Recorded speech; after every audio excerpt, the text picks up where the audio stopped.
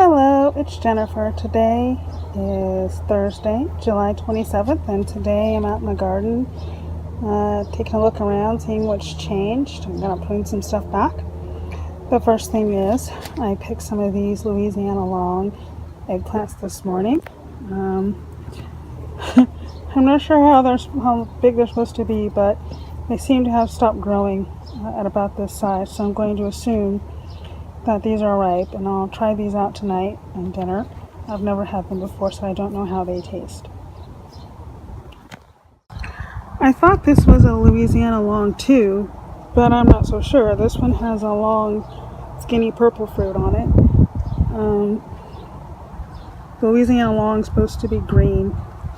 Anyhow, this was one of the plants that I removed from the eggplant raised bed because it was overcrowding. So I put it here in a pot just to see if it would grow, and so far it's doing quite well. It seems to be like a miniature plant, putting out miniature eggplants, and I'm okay with that. I think I should pick this one. It feels about right for a ripe eggplant. So this is the Louisiana long plant in my yard, in the eggplant box. It has several eggplants growing on it, and it produces a lot. So here's what the clusters look like. A lot of flower clusters on it. Looks like this one dropped some flowers. That's okay. You don't need that many eggplants. But it's quite prolific.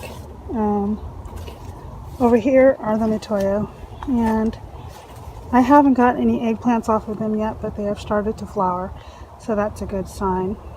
A couple of days ago, we pulled off the shading scheme we had up before, and we put up this new one, which is made of that trellising, the same as what's over our tomato boxes. So now the eggplants get dappled sunlight, and hopefully this should upkeep their growth and keep them nice and happy during these hot days.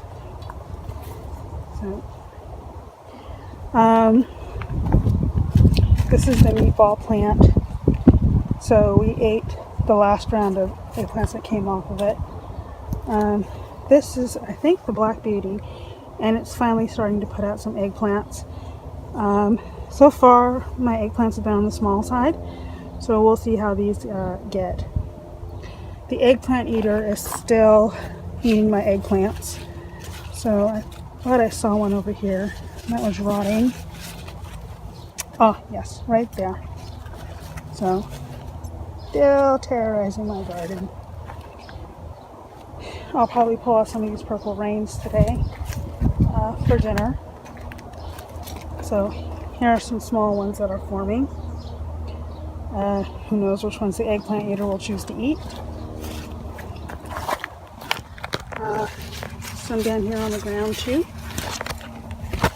which the Eggplant Eater has left alone. Very strange.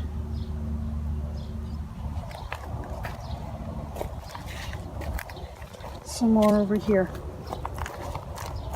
So my Rosa Bianca had 3 eggplants on it, and the Eggplant Eater came and ate them all. So now I'm waiting for it to bloom again so I can finally try this eggplant.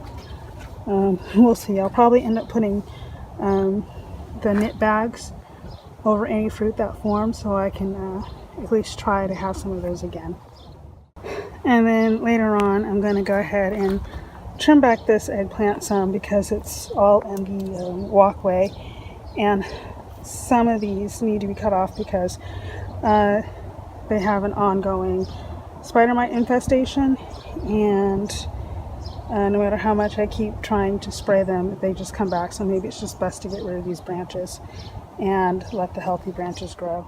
So over here beside the house, I've got the Casper eggplants growing, and I finally got a few of these. So I'm probably going to put these in the protective mesh bags to keep the Eggplant Eater from them.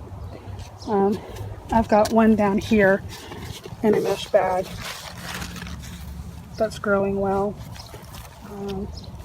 Feels like it's ready to be picked. So hopefully I'll try that soon. And then continuing up in here, there's more eggplants in here. There's a Mitoyo back here. It's very tall. I haven't been able to get any eggplants off of that one so far because the Eggplant Eater eats them all. But it's a huge plant. So hopefully I'll be able to get some of the eggplants that are higher on the plant. We'll see. So I was going to cut this back until I lifted up the branch and saw, let's see, and saw this. So basically, this whole section here is just loaded down with eggplants. So I guess I better let these all ripen up and mature before I go and cut this branch back. But there's a lot of eggplants going on over here, and they bent the support. So there's not much I can do here. So I really don't do anything special to these eggplants other than keep them partially shaded, but that's only because it is so hot here and because the UV here is intense. So it's best to put some shade over the plants here or else they overheat, and the UV burns the leaves just like, it burns human skin. There's a drip irrigation line in here, so they get drip every morning for about 15 minutes, and then probably every other day I come out and give the dry spots extra hand watering. Every once in a while, there's one that's been eaten. I don't know if you can see it. Anyhow, I come out and maybe give it a little bit of fish emulsion and some Epsom salts. I haven't done that recently because the plants look pretty healthy. The biggest challenge I've had so far has been spider mites and aphids. So I have to spray these regularly to keep the spider mites down. And for that I just use either insecticidal soap or just a mixture of neem oil and dish soap. And that seems to keep the spider mites at bay. It completely kills the aphids, so that's not much of a problem.